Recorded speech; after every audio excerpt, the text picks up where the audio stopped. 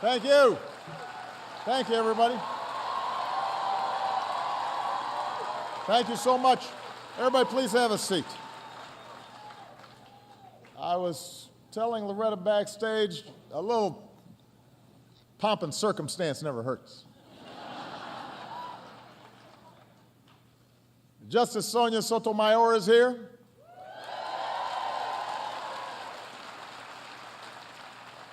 I want to congratulate Deputy Attorney General Sally Yates on her confirmation. She was here somewhere. There she is.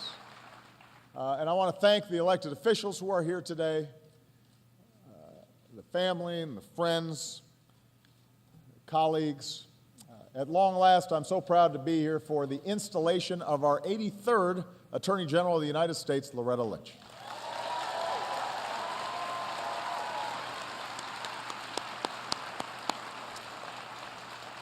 We want to welcome Loretta's family, her husband, Stephen Hargrove,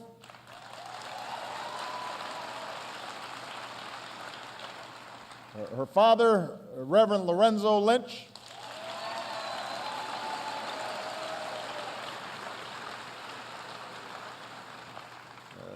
we want to say to Ms. Lynch as well, thank you so much for your appearance.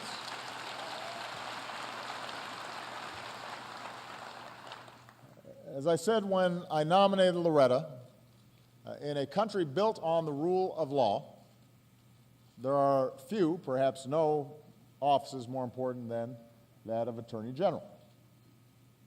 The person in this position is the American people's lawyer, tasked with enforcing our federal laws and making sure they're applied evenly and equally. And that's the legacy of Eric Holder. We are grateful for his outstanding service.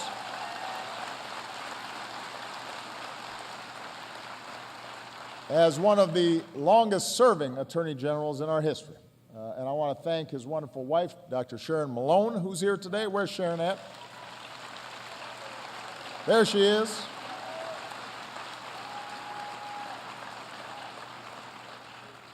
As Attorney General, Eric was driven by his fundamental belief that justice is not an abstraction.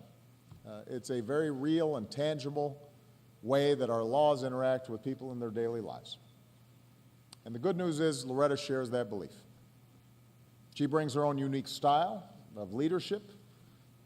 She brings a wealth of experience to the Justice Department at a time when there is so much work to be done, from keeping us safe from terrorist attacks to protecting our financial system, to safeguarding our environment, to upholding civil rights. And all of you at the Justice Department, public servants who do incredible work day in, day out, could not ask for a better leader. Many of you know Loretta's story. Born in segregated Greensboro, North Carolina, Loretta was raised by a fourth-generation Baptist minister and a school librarian, both of whom don't seem to mind speaking their minds. That's just my quick impression. And more importantly, taught Loretta the value of speaking up for what's right. As a young girl, she'd go to the Durham courthouse with her father and watch court proceedings. And he'd tell her stories about her grandfather who risked everything to protect black people who found themselves caught up with the law, but had almost no recourse under Jim Crow. And he did this with only a third-grade education, proving to Loretta that no matter what our circumstances, we all have the power to make a difference in the lives of others. So it's clear that both her parents had a huge influence on Loretta. They are her biggest cheerleaders. Apparently, when she applied to work at the U.S. Attorney's Office and an FBI agent went to their house to conduct a routine background check, her parents pulled out a bunch of scrapbooks of Loretta's accomplishments. Made the agents look through them. I'm sure Loretta was mortified. Yeah. And here in third grade, she got the prize. And here's one of her old poems.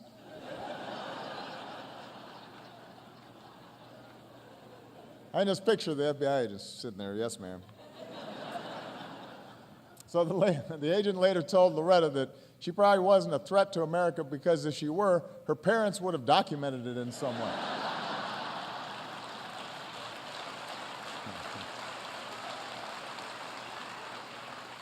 That's something I can appreciate as a father.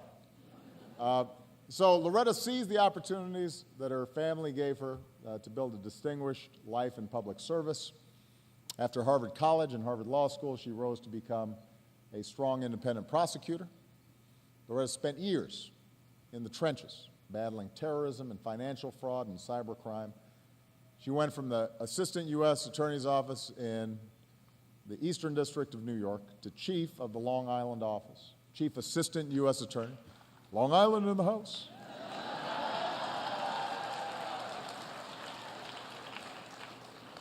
And then U.S. Attorney. She chased public corruption.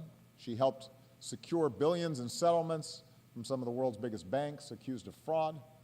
She jailed some of New York's most notorious and violent mobsters and gang members. She pursued some of the world's most dangerous terrorists and cybercriminals.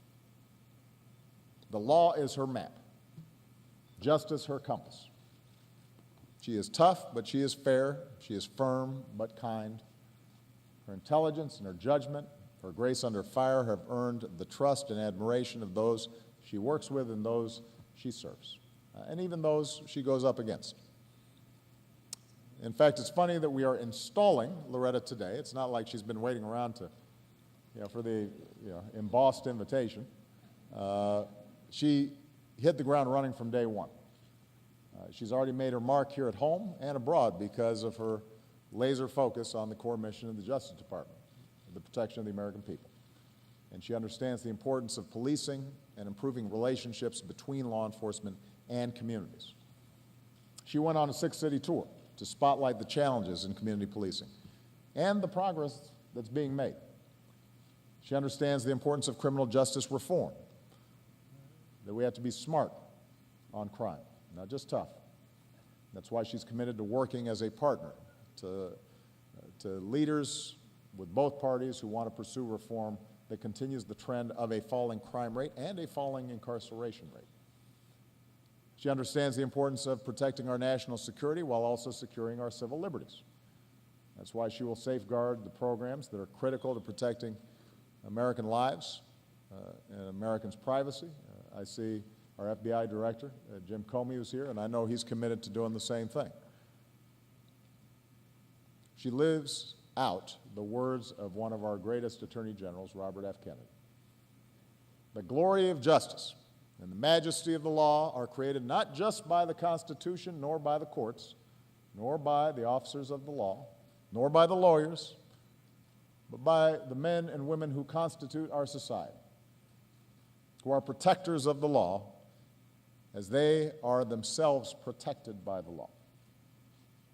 That's always been the story of our nation.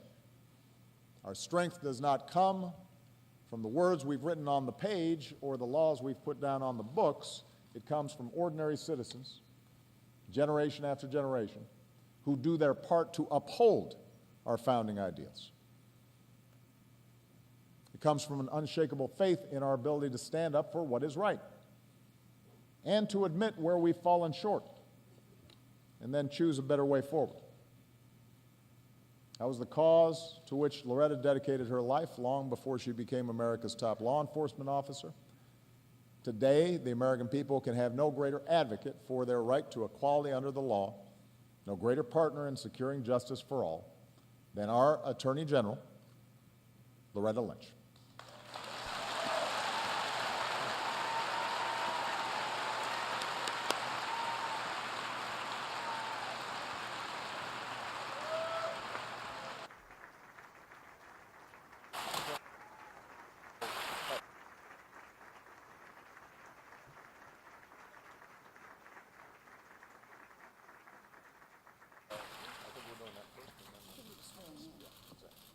I'm just going to stand somewhere.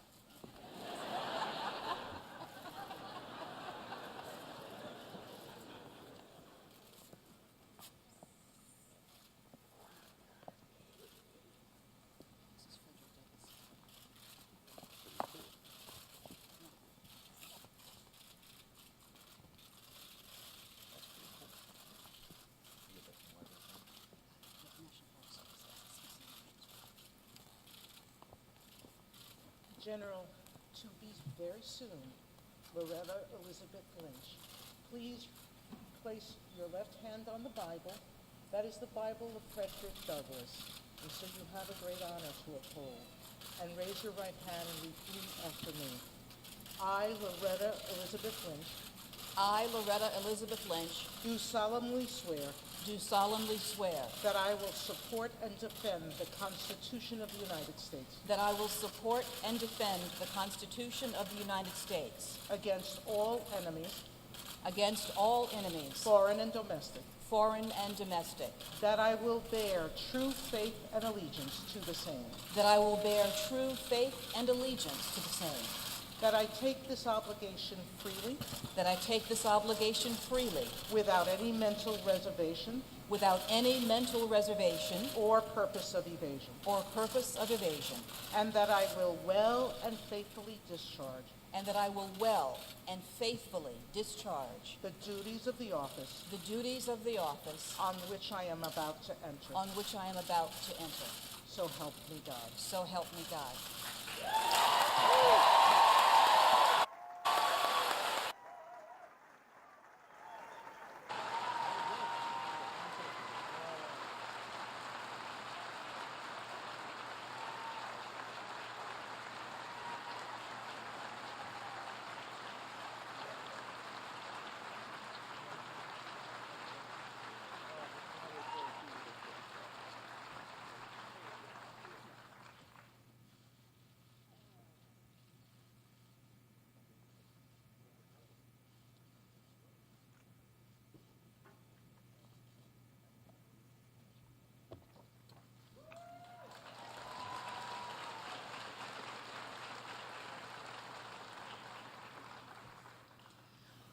Well,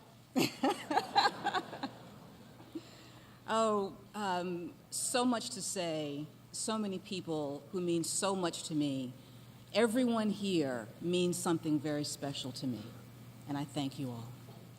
Mr. President, thank you so much for your words and your presence here today. To say that my heart is full is such an understatement. But one does not get to this place, to this department, to this theater or this podium alone, and I'm no different. I owe thanks to so many whom I'm so pleased to be able to acknowledge here today.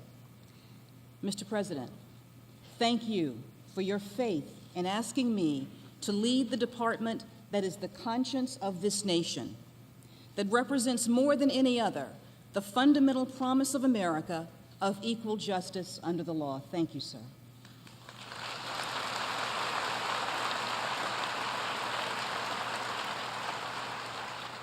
Justice Sotomayor, thank you for your support here today and over the years. You are an inspiration, not just to me, but to countless young women who see in you a dream made possible. Thank you so much.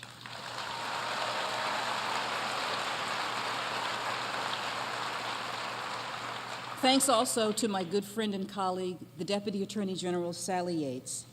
She is an exemplary colleague. More than that, she's a true friend. Since our days as U.S. attorneys together, it's an honor to lead this department with you, Sally, and I thank you.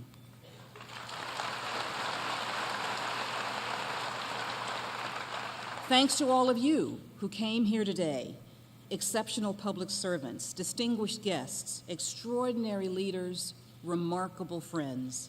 Your strength and your kindness have paved the way for all that I've been able to achieve, and I thank you.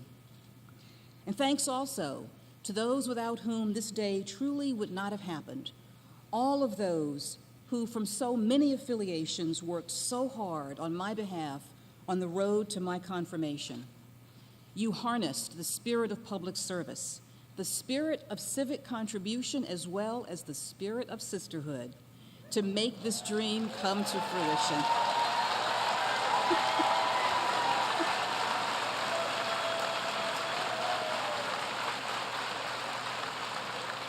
I thank you all today from the bottom of my heart, not just for your presence here today, but in my life and on this journey. And of course, I must also thank my family for their steadfast support, not only over the last several months, but always. my father, Lorenzo, who never fails to match his principles with action, taught me to think for myself and to serve others. My mother, Lorene, instilled in me a love of learning, while her faith that a more just society was possible made me imagine a world without limits. A dedicated young minister who carried me on his shoulders to watch those not much older than I make history, and a courageous young teacher who refused to let Jim Crow or anyone define her. Their commitment to justice and to public service has been the inspiration for my life's work, and it is why I dedicate this day, this event, and this achievement to them.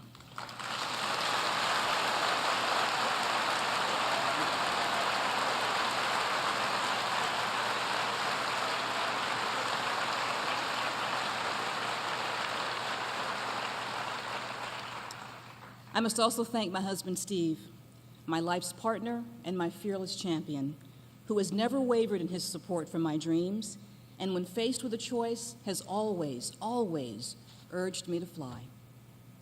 And of course, I have to thank all my colleagues, my friends at the Department of Justice, for your ongoing faith in me and for giving me the opportunity to work for you as we go forth to implement the laws that set us free and bind us together as a nation.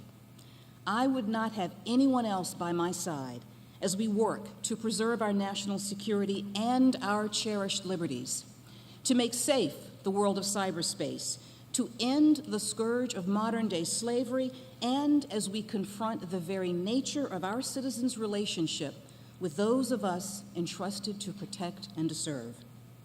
These are indeed challenging issues and challenging times.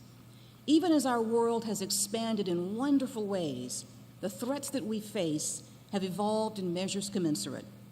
And every day, we seem to see an increasing disconnect between the communities we serve and the government we represent. We see all these things. But let me tell you what else I see. I see people speaking out in the time-honored tradition that has made this country stronger. In their cries for justice, I hear the belief that it can be attained, and they would not cry out if they did not have faith that we would answer. I see more. In our law enforcement partners' quest for support, I hear the guardians' call for tools to calm the waters, to keep the peace, and to comfort those who fear. Yes, we have great challenges, but our strength as Americans is to turn our great challenges into great opportunities. Many of our greatest advances in equal rights, in human rights, have come after periods of heartbreaking loss. But they come because we choose not to give in to the twin pulls of revenge and retribution, but we turn to the law. And sometimes we forget that this has never been easy. You see, over 200 years ago, we decided what kind of a country we wanted to be. And we have not always lived up to the promises made, but we have pushed ever on. And with every challenge, we get a little bit closer. We have held the truth of the equality of all men to be self-evident. We have fought to maintain a government of the people, by the people, and for the people. And we have followed a dream deeply rooted in the American dream. And at every turn, when struggles threaten to tear us apart, we turn to the law to reconnect ourselves with our highest principles, to give voice to those fighting oppression, to give hope to those seeking the redress of wrongs, to give meaning to the cry of never again, and to protect those who call on us in the still, small hours of the night when they are cold and frightened. These are our values. These are our beliefs, and when we hold on to them, we do great things. And what we have learned from all of our challenges is not that our values are not true and good, but that every generation must commit to them and work to make them real for the challenges of their time, that the price of freedom is constant vigilance. This is how we have succeeded as a country, and this is how we will meet these challenges today. And if the arc of the moral universe does indeed bend toward justice, as I believe that it does, it takes all hearts and all hands to keep its path straight and true. My friends, I stand before you today having been blessed beyond compare. But to whom much is given, much is required. And so, I make these pledges to you here today. Mr. President, I pledge to you to lead this Department of Justice with integrity, with honor, and a total dedication to the cause of justice. To the people of this great nation, I pledge to you that your protection, your liberties, and your rights will be my sacred charge. To the law enforcement community, I pledge that this department will be your partner as we work to carry out our highest mission, the protection of the people of this great nation. And to all my colleagues in this wonderful Department of Justice, I pledge to always remember that the place of justice is a hallowed place, and continually strive to be worthy of the trust that you have placed in me as we work together to uphold the Constitution, to protect the American people, and to serve the cause of justice. And to my family, my wonderful family, I pledge to strive to continue to live up to the examples that you have set. I make these pledges to and before you all, upon the oath that I have taken and the honor that I hold dear. To everyone here in this room, thank you again for the trust that you have reposed in me, for your faith and your confidence in me, and thank you for sharing this wonderful day with me. Thank you all.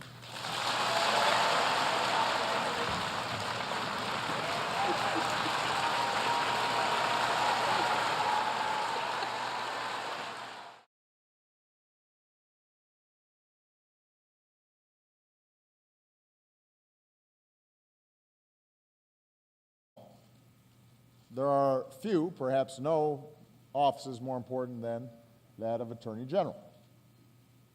The person in this position is the American people's lawyer, tasked with enforcing our federal laws and making sure they're applied evenly and equally. That's the legacy of Eric Holder.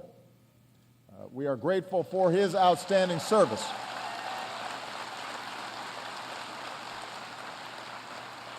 As one of the longest-serving Attorney Generals in our history. And I want to thank his wonderful wife, Dr. Sharon Malone, who's here today. Where's Sharon at? There she is.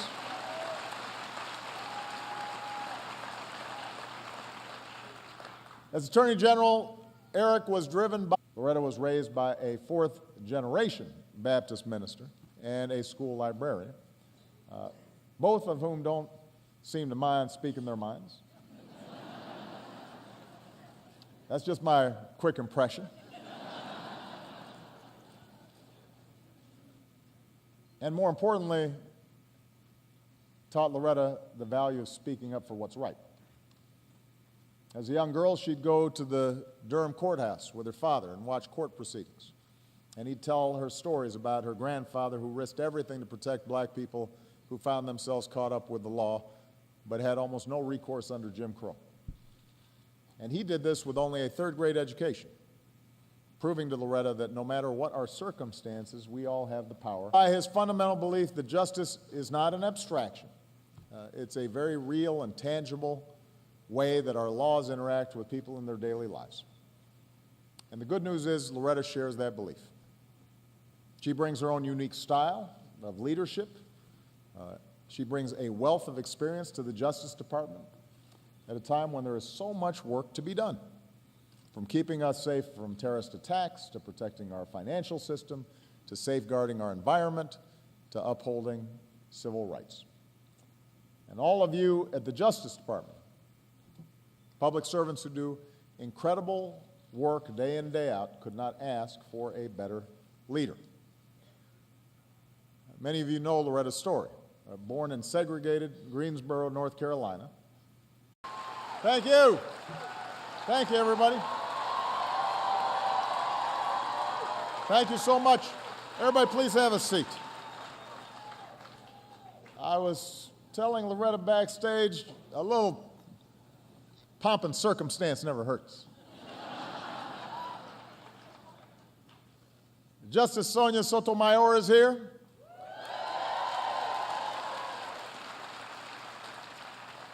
I want to congratulate Deputy Attorney General Sally Yates on her confirmation. She was here somewhere. There she is. And I want to thank the elected officials who are here today, the family and the friends, colleagues. At long last, I'm so proud to be here for the installation of our 83rd Attorney General of the United States, Loretta Lynch.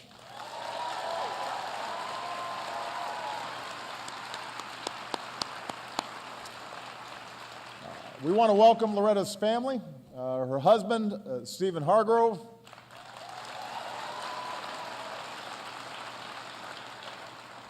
her father, Reverend Lorenzo Lynch,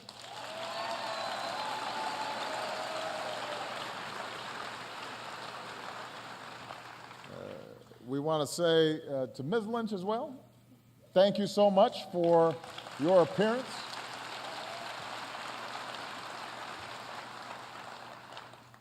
As I said when I nominated Loretta, in a country built on the rule of law,